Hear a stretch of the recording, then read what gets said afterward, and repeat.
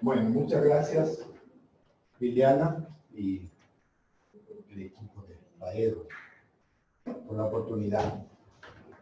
Habíamos conversado ya hace algún rato con Elisa, por ejemplo, con Liliana mismo, con Yemita, que sí me gustaría compartir este informe de tesis que hice yo para el doctorado. Al inicio del año 17 hice la defensa en la Universidad Federal de Minas Gerais, Belo Horizonte. Este es parte de un doctorado latinoamericano en educación, de la que fuimos parte, una experiencia interesante también la del doctorado. Habíamos compartido también una reunión reciente de experiencia y seguramente se conversará más en el evento de la red Estrado de diciembre, que FAEDO está haciendo de sede aquí. Habrá alguna oportunidad de profundizar más, porque vienen profesoras de Brasil y de otros países que participan en esta propuesta de doctorado. La propuesta de tesis fue el caso de Ecuador y de Bolivia en el periodo entre 2005 y 2013.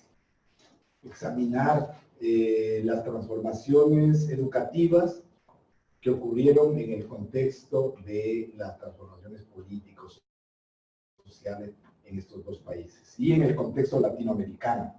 Y le titulamos Escenarios en disputa, porque visualizaba un poco toda la experiencia y todo, efectivamente eso era lo que ocurría políticamente, y la novedad de estos nuevos sentidos para la educación, nuevos significados. Cuando decimos lo de los sentidos, estamos un poquito hablando de discurso, ¿no? Discurso educativo. Hay estas palabras famosas, digamos, que se regaron en América. Este summa causae y el summa camaña, en el caso de Ecuador, summa causae, de origen quechua, y el summa camaña, de origen aymara, términos que más o menos sintetizaron unas propuestas sobre las cuales vamos a conversar. Traducido en Ecuador le llamaron el buen vivir, y en Bolivia le llamaron el vivir bien.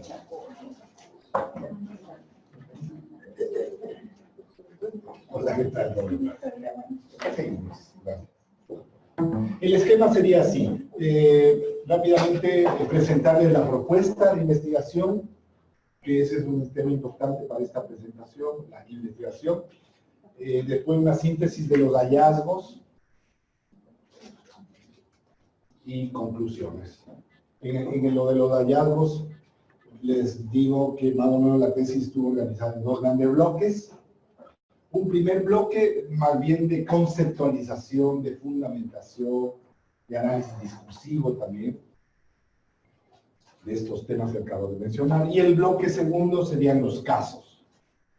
Entonces combinó la tesis un análisis de discurso, digamos, y después se introdujo a los casos. Pero son casos más bien de políticas educativas, un examen de política educativa en los dos países. Las conclusiones, entonces, les pusimos aportes, rupturas y continuidades en las revoluciones, así se autodenominaron en los dos casos, coincidentemente, revolución educativa. Es el capítulo 5. Entonces, la organización fue 2 primeros capítulos más del bloque fundamentación, 2 capítulos para los casos, el 3 el caso Bolivia, el 4 el caso Ecuador, y finalmente un capítulo de conclusiones. Gracias, podemos seguir. Propuesta de investigación. Algunos elementos. Puede seguir, por favor. Entonces, el objeto de estudio, el objetivo lo formulamos así: explorar las relaciones entre las constituciones y leyes de educación de Ecuador y Bolivia, bajo los nuevos paradigmas del buen vivir o del vivir bien, y su aplicación. Pues ahí se fue. Porque algunos decían, basta con la conceptualización. No. Pero realmente el interés es ver qué pasó un poco en la aplicación, entonces, en las políticas. O sea, cómo se tradujo a las políticas. De las constituciones y leyes, que trajeron una innovación de conceptos y todo, cómo se tradujo todo eso a la política. Y más específicamente en las políticas de formación docente. Identificando los fundamentos conceptuales, las continuidades y ruptura. Utilizamos esas categorías, continuidades y ruptura. Durante ese periodo, del 2006 al 2013.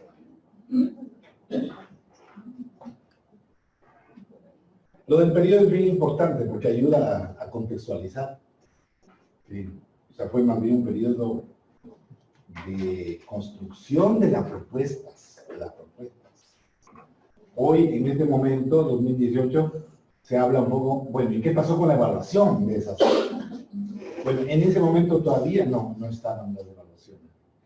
Entonces, la tesis no se metió a discutir los resultados de evaluaciones de esa propuesta, sino más bien a mostrar cuál fue la propuesta y hasta dónde llegaron los programas que se proponían.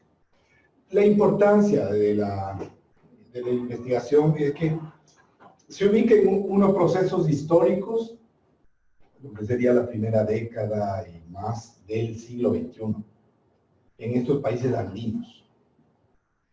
Entonces, donde ocurrieron unos movimientos que vienen desde los 90, sobre todo el movimiento indígena y movimientos sociales, que interpelan el modelo neoliberal prevaleciente en América Latina en general, a partir de la década del 80, sobre todo en los 90.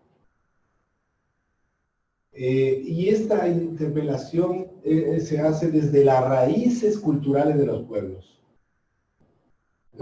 indígenas andinos.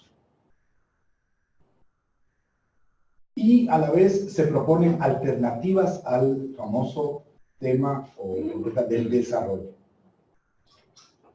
Alternativas al desarrollo. En el fondo, la gran pregunta estaba, ¿es posible otra forma de desarrollo en nuestros países? Que no sea el modelo de desarrollo occidental que ha servido como modelo para todo el mundo, digamos. Modelo occidental de desarrollo capitalista. Entonces, desde la cosmovisión indígena, Bolivia y Ecuador, se cuestiona ese modelo de desarrollo. Y con raíces culturales, porque los pueblos indígenas decían, bueno, nosotros no tenemos un concepto de desarrollo lineal, en el que lo que está delante es mejor que lo que está atrás. Es un concepto más holístico o circular, ¿no? Incluso culturalmente, para los pueblos indígenas, el pasado está adelante, que es otra concepción totalmente distinta del concepto lineal occidental que en la época del periodo moderno se impuso como estructura y cosmovisión.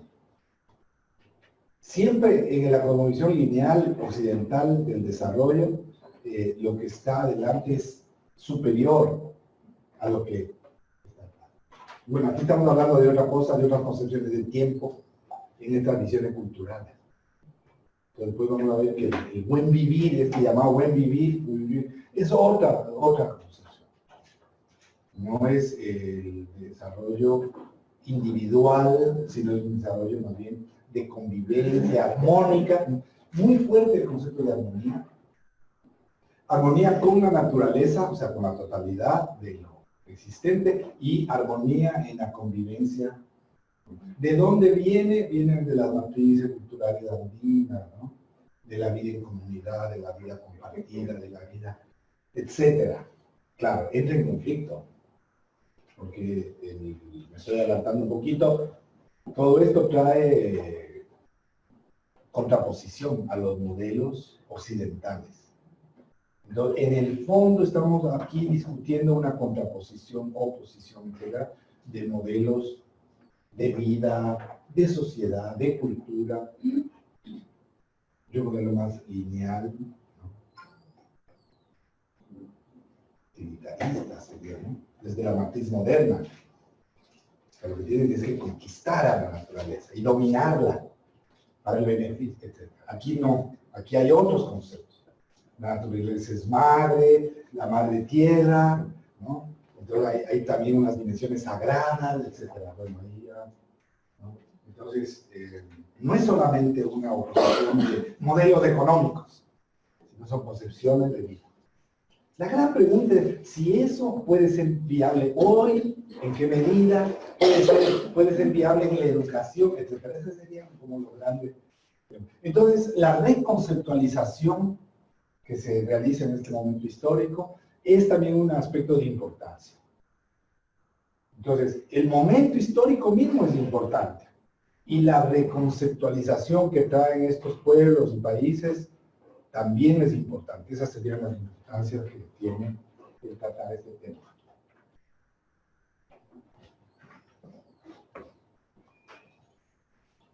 Después, sobre la metodología. Es un estudio de carácter cualitativo, investigación educativa, centrada en políticas educativas. Entonces, el hecho de centrar la tesis en políticas te coloca ya un marco, ¿no? El enfoque de políticas. No es el enfoque en las didácticas, no es en el enfoque, ¿no es cierto?, en los actores en sí mismos, sino en las políticas. ¿Sí? Y entonces yo trabajo básicamente con análisis documental, ¿no? Y al análisis documental le sumo algunas entrevistas, sobre todo a decisores. O sea, las cabezas, unas pocas cabezas que estuvieron como al frente de esa etapa, ¿no? En Bolivia y en Ecuador. ¿Cómo está Bolivia? ¿Qué tal? Eso sería, ¿no? Entonces, algunos aspectos sobre el objeto. El objeto son proyectos políticos sociales de estos países, de Ecuador y Bolivia, que más o menos se les denomina proyectos emancipatorios. Y son sociedades que entraron en una fase de transición, porque apostaban a un cambio de modelo social, de modelo económico, de modelo cultural. Entonces son sociedades a partir del 2005 que llegaron esos gobiernos, que ahora se les reconoce con la palabra de gobiernos progresistas, y intentaron cambios, y por eso se dice que estas sociedades entraron en una fase de transición. Entonces la tesis toma como objeto estas sociedades en ese momento histórico de transición. Y también el objeto es la traducción. Entonces es un contexto en movimiento, un contexto sociopolítico en movimiento, y cómo ese movimiento social político que está ocurriendo se traduce al campo de la educación. Más o menos sería ese el objeto. La fuente principal, como digo, son textos, y utilizamos un planteamiento metodológico que dice que los textos no son solo datos esenciales en que se basan los hallazgos, ¿no?, sino que son bases de interpretaciones y de presentación. En el sentido estricto, los textos no son solo fuente, sino que el texto mismo habla de una interpretación. Entonces, claro, el lector tiene que tratar de captar qué es lo que los textos están traduciendo. Esto tiene importancia porque fue en los textos donde se volcó estas renovaciones ideológicas, metodológicas. En los textos, me refiero a los textos de la Constitución. Entonces, las dos constituciones, tanto la de Ecuador como de Bolivia, no son solo fuente, como en cualquier documento, sino que hay que encontrar ahí las señales de lo nuevo. Porque no encuentras en otra parte. Ahí es donde se plasmó en las constituciones, que están vigentes todavía. hoy están siendo cuestionadas y hay gran debate en nuestros países. O sea, fueron constituciones muy atrevidas, porque fueron como ideales, idealistas. O sea, algo que se aspiraba a futuro.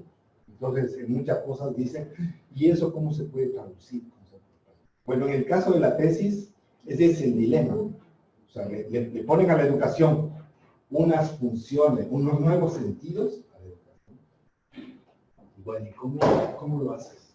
¿Cómo lo plasmas? Y el análisis y la interpretación, decimos que hay una necesidad de adecuación teórica, o sea que la tesis tuvo que, no podía usar categorías muy clásicas del análisis político, de la política, sino tenía que adecuarse, porque te están hablando de la educación como emancipación, de la educación como descolonización, ¿no?, del pensamiento. Bolivia, por ejemplo, plantea que la misión de la educación es descolonizar el pensamiento. Entonces, a ver, ¿con qué categorías le analizas tú? ¿Le analizas con las categorías tradicionales de la ciencia política tradicional? No, porque no te ajusta, no te da. Entonces tienes que casi tomar de la misma conceptualización que la realidad está mostrando para plantear. Ese también es un reto, en términos del análisis, ¿no? Algunas categorías. Entonces, la categoría principal son summa causa y summa camaña. Sería buen vivir en el Ecuador, el summa causa, y summa camaña, el vivir bien de Bolivia. Serían las categorías centrales. En esas frases, digamos, en esas palabras se sintetizaron, se plasmaron estos nuevos pensamientos. Muchos también discutían. Ese no es el concepto. El concepto es agi causa. No es summa causa, es agi causa, decían algunos pensadores indígenas, ¿no? Y todavía debate, porque hay debates también. Otro debate, lo voy a decir de una vez porque no va a aparecer eso, es que algunos dijeron, no, esos son inventos actuales. No existió el summa causa en la vida de los hombres. Es un discurso inventado. Entonces eso nos llevó a meternos un poco en estos estudios, un poco de la historia cultural, que hablan de la invención de las tradiciones. Los hijos Baum, Thompson, más de la línea de historia cultural, dice que los pueblos, en ciertas condiciones y contextos, reinventan el pasado. No es el pasado como fue, sino reinventan con determinados fines. Entonces aquí estaríamos ante un caso en que los pueblos indígenas que durante los 90 emergieron a la vida política y social de nuestros países, porque así fue en el caso de Ecuador, o sea, protagonizaron, llegaron, ¿no? Después de 500 años de estar relegado, y llegan como con un discurso. Dicen, nosotros queremos una sociedad así, así, así. Pero en el caso de Ecuador y Bolivia, no solo que quedan marginados, sino que llegan a la Constitución. Se plasma como modelo de sociedad que estos países quieren alcanzar.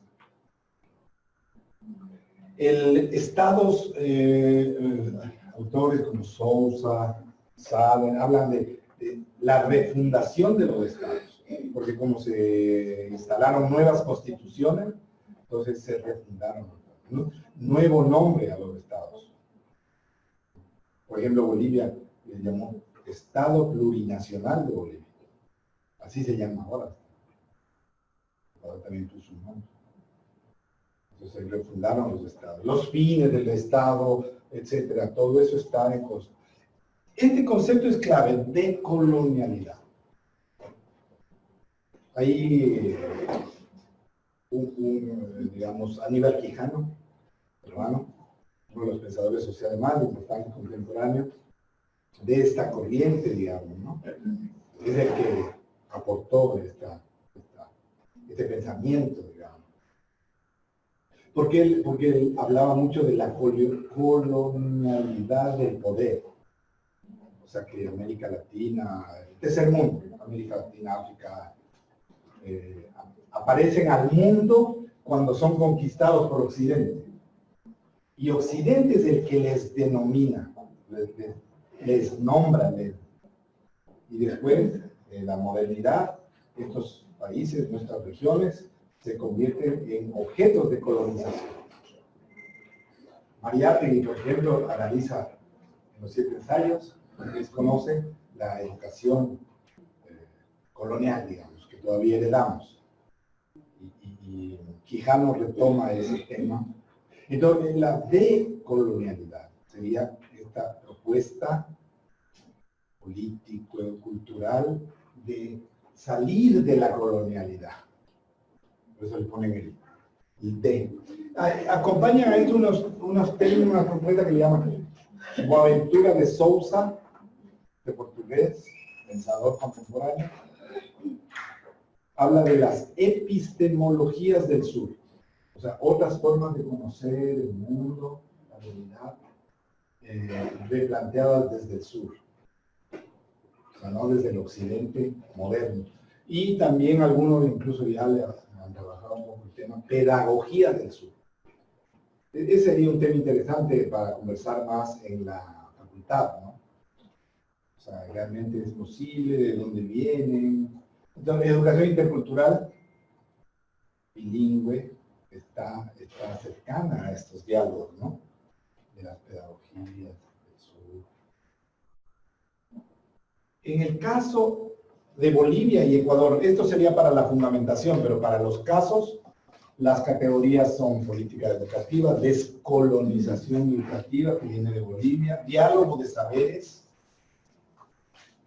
interculturalidad crítica, regulación educativa, que sería más bien un término mundial en este momento.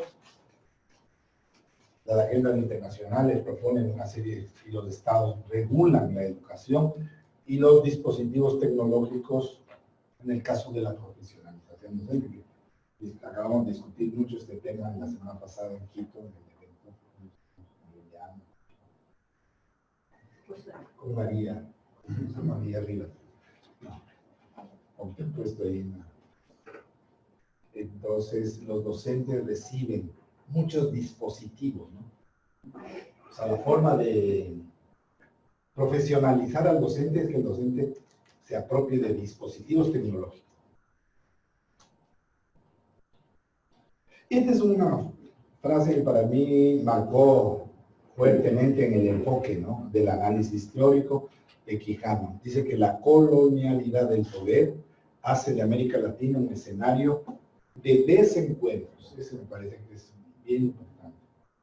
Entre nuestra experiencia, nuestro conocimiento y nuestra memoria. Una ruptura. Entonces, en nuestros países debatimos mucho, no, eso fue el pasado. ¿No? Eso ya es pasado, ahora nos toca la modernidad. Pero no se olvide de la memoria, si nuestras raíces, no, pero eso ya no.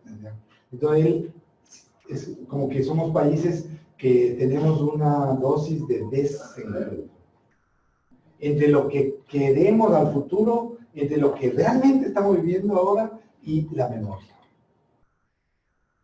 Entonces, mejor no ver lo pasado, algo así, porque nos va a recordar de dónde venimos, algo así sería, ¿no? También las raíces, entonces mejor no.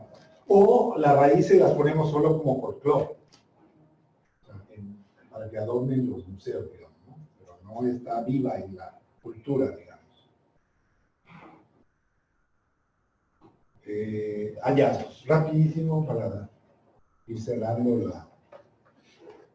Una mirada rápida de contexto era que entre los 90 y el 2005 hubo en América Latina, y sobre todo en nuestros dos países, de Ecuador y Bolivia, todo un movimiento de resistencia. Resistencia a lo que se ha denominado como modelo neoliberal. Esta resistencia fue muy fuerte en Ecuador y en Bolivia. También en otros países, pero está muy fuerte. Entonces la tesis sí hace un pequeño recorrido histórico para mostrar cómo la llegada a estos gobiernos de 2005 y 2006 son más bien la culminación de una década y media de luchas y resistencia. En el caso de Bolivia, por ejemplo, la guerra, la que se llamó Guerra del Agua, y en el caso de Ecuador, lo más reciente, en el 2004, fue el famoso movimiento urbano que sacó del poder al coronel Gutiérrez. No, el movimiento de los indignados, no, ya lo recordaron. En 2006 entonces se produce esta transición, ¿no? En 2010 a 2011 las leyes. En el caso de la Constitución, Ecuador 2008 y la de Bolivia 2009. Y entonces a partir de 2006 empieza a gestarse cambios en educación. Eso sería como el itinerario, ¿no? De contexto. El capítulo 1 de los fundamentos presenta, un poco débil ahí, ¿no? Presenta como las raíces. O sea, y yo hice un rastreo de los principales documentos que muestran, tanto en Ecuador como en Bolivia, cuáles fueron los primeros textos que empezaron a hablar de buen vivir y vivir bien. Entonces, más o menos llega a fines de los 90. Se habla de ese término, ¿no? Sumacamania, Allicausa. En el Ecuador más bien son unas comunidades de la Amazonía, y en Bolivia más bien comunidades aymaras. Pero en síntesis, las ideas principales serían que hay una cosmovisión muy relacionada con la memoria de los pueblos originarios. Hay una resistencia, no solamente es otra manera de ver, sino también de resistencia frente a al desarrollo. No queremos el desarrollo occidental, nosotros tenemos nuestras propias formas de desarrollarnos para vivir bien. Así sería, convivencia. No queremos un desarrollo de que unos sean mejor que otros, no queremos un desarrollo en que unos sean más adelante que otros, solo que avanzamos entre todos en unidad, en armonía, etc. No queremos un desarrollo que destruya nuestra madre tierra. Queremos un desarrollo que avance con armonía, etcétera. Todas esas son las formulaciones. Son lo que le llamamos discursos fundadores, sería, ¿no? Tomando un poco de la comunicación. Hay discursos fundadores en las organizaciones, en la sociedad, que instalan, digamos, una nueva manera de decir. Y otros discuten diciendo, no, es una reinvención. Son grupos indígenas que reinventaron, son los debates. Y entonces, en la cosmovisión hay lo que le llaman la cultura para la vida. Una cultura para la vida. Incluso los aymaras, sobre todo, cosmología de la vida. Muy, muy desarrollado en el mundo aymara, andino, una cosmología, porque este modo de vida, la vida está unida a todo, está unida al universo. Entonces, tú no es solamente un problema de tratar mal o tratar bien a la tierra, sino que si tú vives en armonía, estás en armonía con el universo entero. Por ahí entra una cuestión incluso cosmogónica, incluso de religiosidad. Alternativa al desarrollo, no queremos crecimiento, sería como el modelo del occidental. Hay unas teorías actuales que hablan, por ejemplo, del decrecimiento. O sea, en este momento el planeta, la especie humana, tendría que frenar. O sea, por lo menos tendría que frenar. O sea, no seguir en esa lógica irracional de predación, digamos. Entonces, aquí hablan de no crecimiento. Raro, ¿no? No crecimiento. No es en el sentido que no queremos estar bien, sino que no es por esa vía. Diálogo de saberes. Se habla de unas ciencias propias, por ejemplo, Bolivia sobre todo existen unas ciencias propias. Por tanto, otros conceptos de ciencia y convivencia. Ecoético, una convivencia ecoética. Entonces, lo humano, las reglas de funcionamiento humano estarían muy vinculadas a unas reglas asociadas a la naturaleza.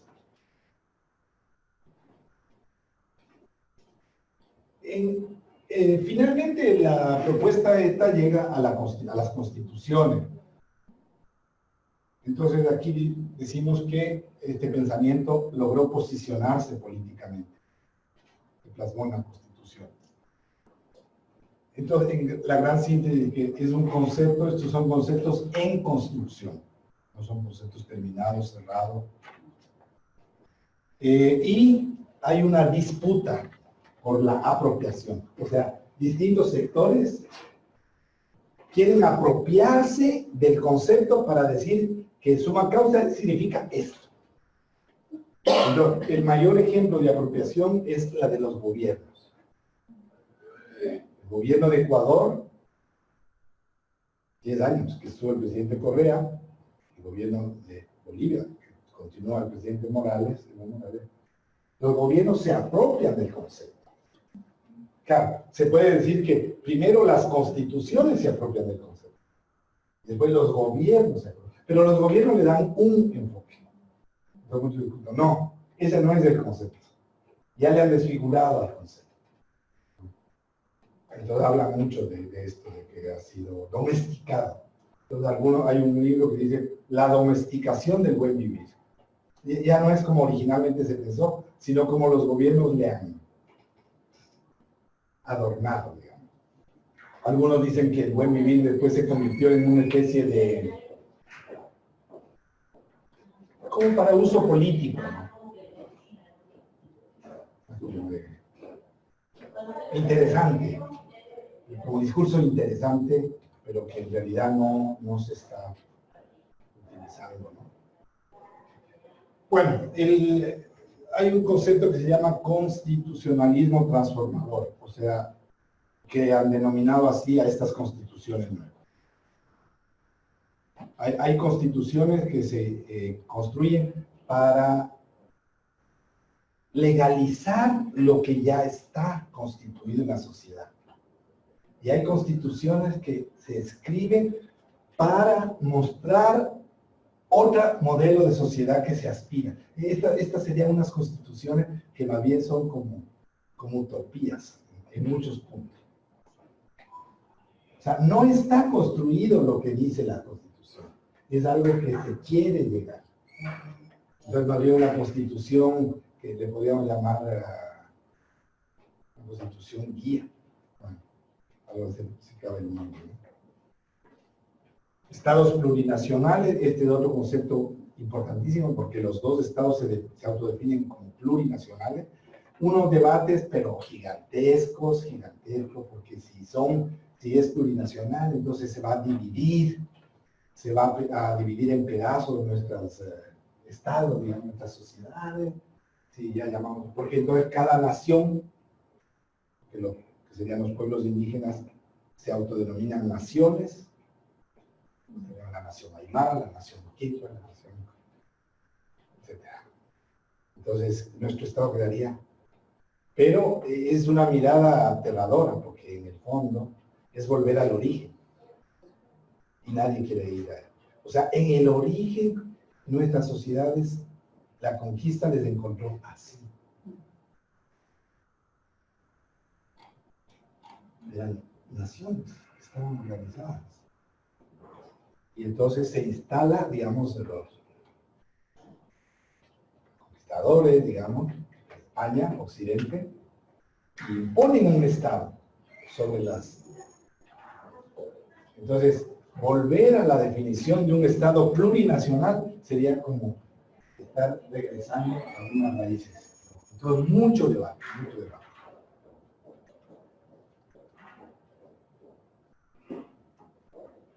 Nuevos sentidos para la educación, no me voy a detener mucho, pero la Ley Orgánica de Educación Intercultural de Ecuador de 2011 habla mucho de la rectoría del Estado.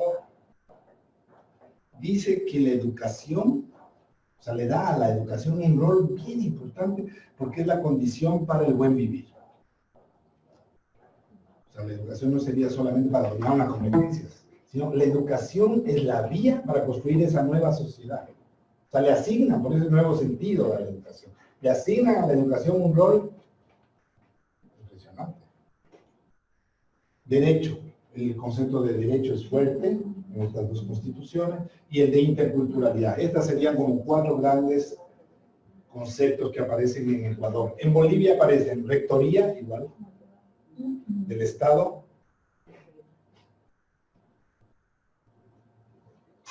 igual educación como contribución para construir esa sociedad, descolonización, Bolivia pone mucha fuerza en descolonización, y Bolivia introduce un nuevo concepto que se llama intraculturalidad,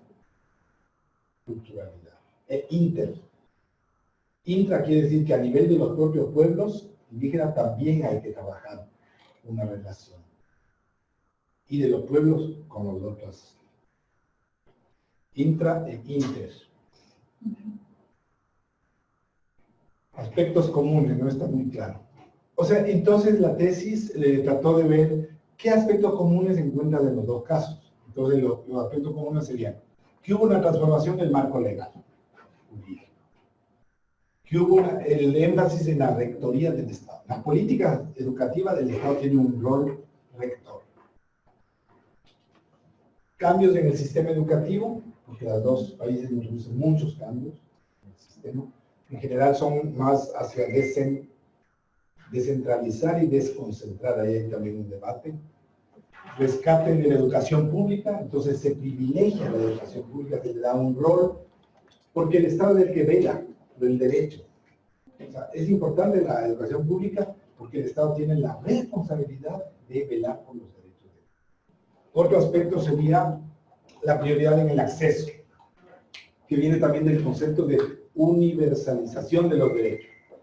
El derecho a la educación es de todos, por tanto el Estado, que es el encargado de velar por el derecho a la educación de todos, tiene que hacer la rectoría para llegar a que se cumpla el derecho.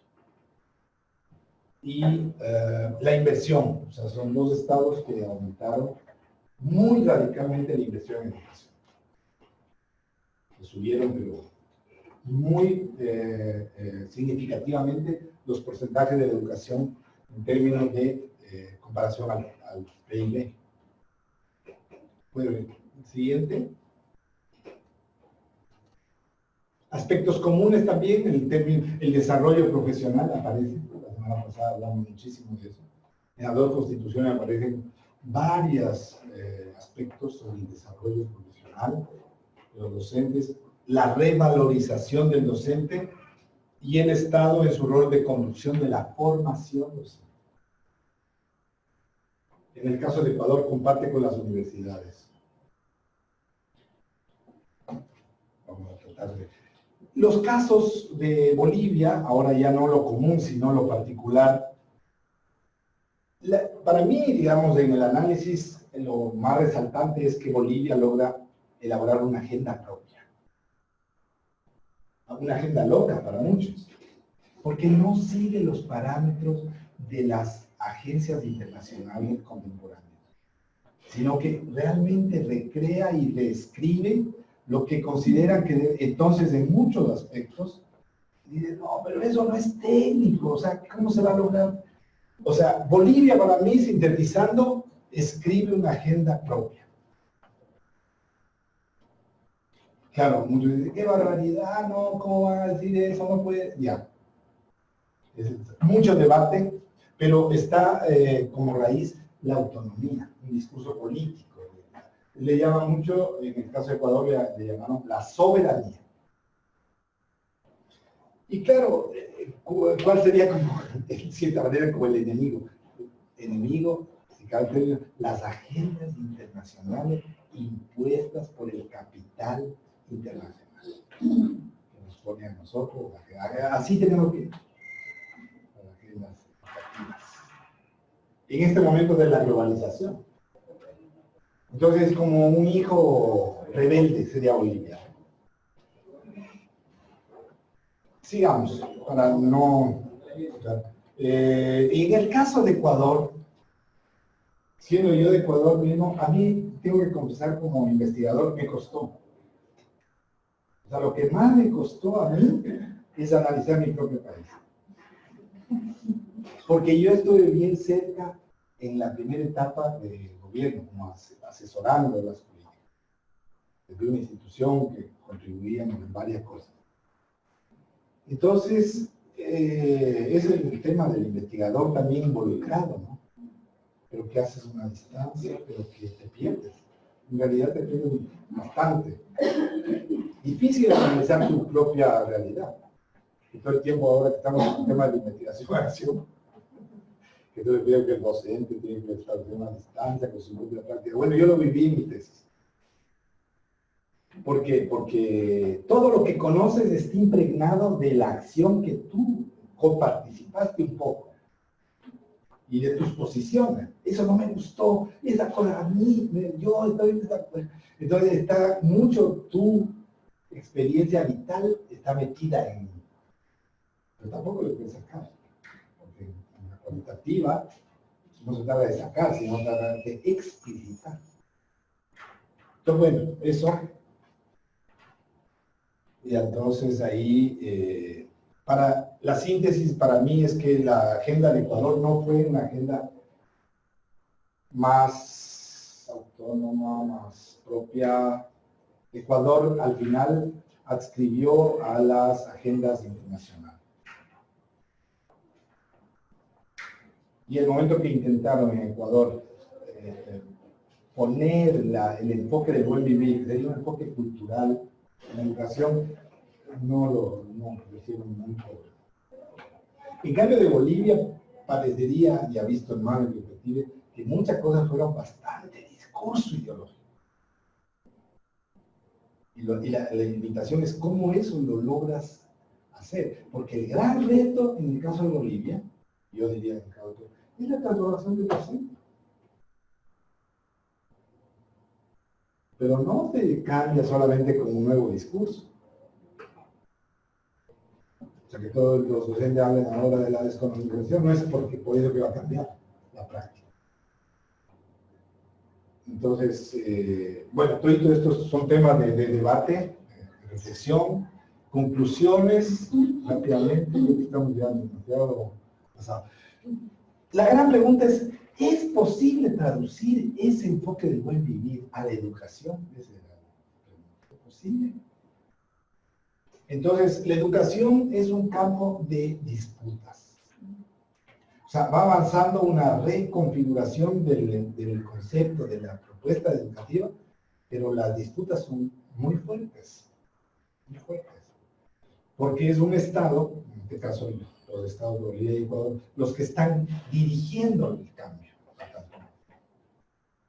Entonces, Ecuador fue una experiencia en que como que impuso el cambio. En el caso de Bolivia, trabajó mucho con los docentes. Incluso el discurso de Bolivia dice, revolución educativa con revolución docente. Después hay que ver también cuánto de eso quedó en discurso o en real. Pero, o sea, Bolivia sí se planteó a fondo el que solo puedes cambiar con los docentes. En Ecuador entró en pugna el gobierno con la organización sindical de los docentes, y los docentes como organización sindical pusieron un bloqueo fuerte. Pero entonces el gobierno promovió otra organización sindical, la alternativa, digamos, pero tampoco dio mayor resultado. En el fondo los gobiernos están, desde un concepto de la política, los gobiernos están buscando legitimarse. Entonces para eso hacen obras. Entonces la educación en un momento determinado empieza a desvirtuarse del enfoque que dio la Constitución, porque el fin es legitimarse. Entonces, Correa se inventó las escuelas del milenio. Entonces era una escuela muy linda, grande, famosa, pero no había propuesta pedagógica. Poner un ejemplo, ¿no? Procesos. Aquí hay una reflexión teórica de que los procesos no son lineales, sino son heterogéneos. A veces hay análisis, retrocesos, es más dinámico. Y esto de los desencuentros que decía, domesticación, estrechamiento, bueno, esas palabras aparecen en el debate, ¿no? La domesticación. No vamos a meternos en detalle, pero hay un cuadro, síntesis, que, como hallazgo de la tesis, que compara entre los desafíos que plantean los nuevos paradigmas y lo que plantean en general las recetas internacionales. Entonces le poníamos la palabra herencia porque es lo que venimos cargando de la receta internacional, y los desafíos que vienen en la Constitución, en la ley, en la... Entonces, intentando como soberanía, ¿no? Es un término, interculturalidad, aprendizajes, muy fuerte el tema de la pertinencia, ¿no? Convivencia también muy fuerte, y el docente actor. Estas serían como dimensiones de la nueva propuesta. Acá, el modelo económico más burocrático, dice uno de los autores que analizan, centralidad en los resultados, medición vía pruebas, regulación, homogeneizar, estandarizar estándares, aprendizajes, competencias para el mercado, y docente, desempeño vía meritocrático. Sería como, sin caer en una trampa de simplificar, pero sería como el extracto, ¿no? Entonces, en realidad, los países, estos se ponen entre esto o esto, o sea, para contraponer didácticamente las conclusiones de los discursos, digamos, dos discursos fuertes, ¿no? Y finalmente, unas tensiones y límites que serían las de... Al final hay un problema aquí profundo, y es que es complejo. Quieres cambiar la educación, pero no puedes cambiar el Estado. Ustedes viven acá, pero también. O sea, ¿qué cambias primero? En el caso de Ecuador, Bolivia, cambiaron la ley, cambiaron la Constitución, cambiaron la ley. Pero ¿quiénes son los que operan? El ministerio, las instancias políticas, burocráticas. Bueno, ahí hay las maquinarias institucionales. O sea, dos lecciones tenían aquí. Si no trabajas con la maquinaria institucional, olvídate que todo eso te queda en discurso. Y la otra es, si no trabajas con los docentes, ¿también? Porque eso sabemos ya de memoria, la resistencia docente, ¿no? Entonces ahí hay una cosa muy bonita, y voy a pasar a la siguiente. El sentido de los cambios, ese es un tema que a mí me gusta mucho, o el sinsentido, puede decir, ¿no? Barrios, Fulham, habla mucho de eso. O sea, si los docentes no encuentran sentido en los cambios no van. Pueden ser las políticas más perfectas, maravillosas, pero si el docente no encuentra alguna conexión, yo creo que ahí estamos, ¿no? Muchísimas gracias.